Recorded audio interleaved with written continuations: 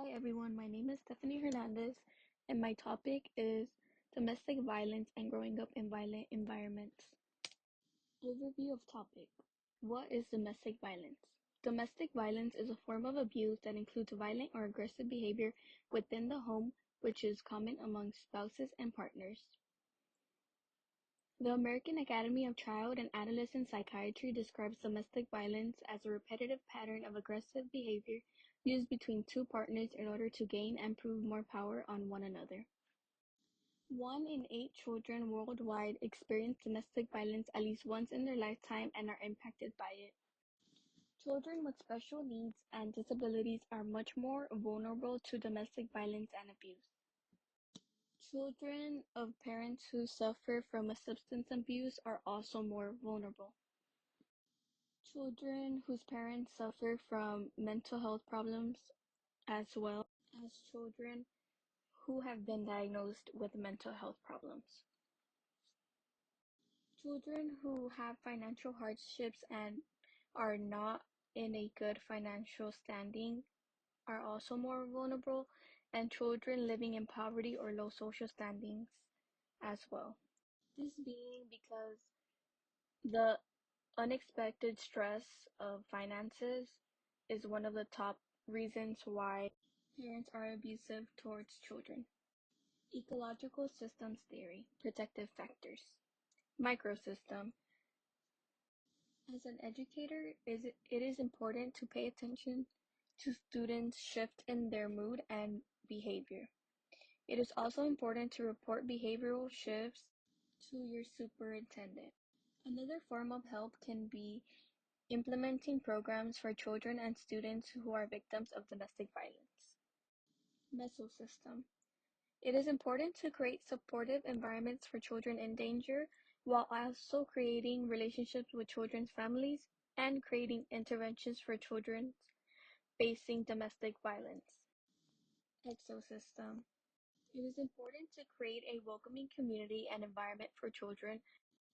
Some environmental factors that are common factors in children who are victims of domestic violence are overcrowded living spaces, families living in poverty and who lack resources causing overwhelming stress to the family, as well as children living with non-binary adults. Macrosystem. It is important to provide economical help funded by the government for families living in poverty, as well as providing government assistance for these families in need. An example of this would be CalFresh, CalWorks, rental assistance, and caretaking assistance. Ecological systems theory, risk factors. Microsystems. Violence at home can lead to violence at school. Behavior at home is reciprocated outside of the home. Children do as they see and are taught, which is why it's important as an educator to always keep an eye out for each of your students. Mesosystems. It is important as an educator to see and report these different behaviors, not just dismissing these behaviors and brushing them off as a bad day. Exosystem. Each life's environment is connected to one another. For example, children in violent homes will think it's normal behavior and act violent out of their home.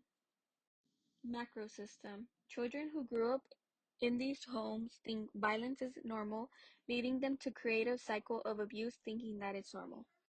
Intervention, demographics, procedure, and results.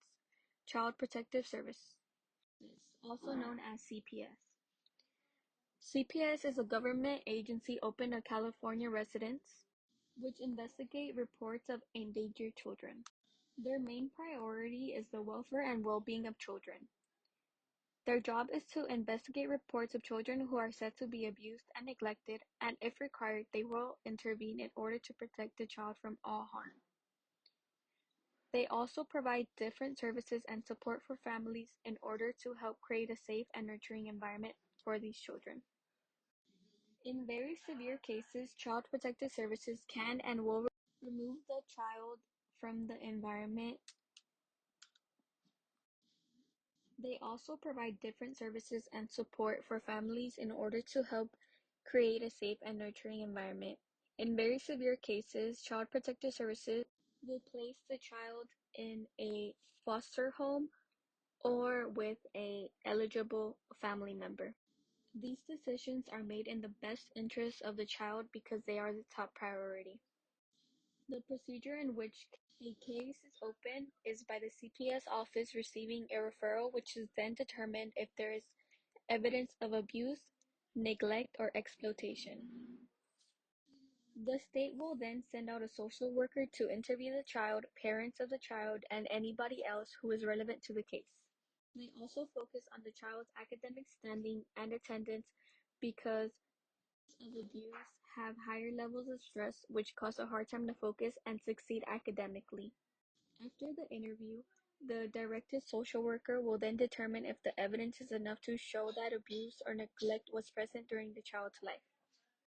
Once the determination is done, CPS takes action in proceeding with the case, and if there isn't enough evidence, they ultimately close the case. If it is determined that the child is in a harmful environment, they are removed from the environment and put in either foster care or sent to live with a family member.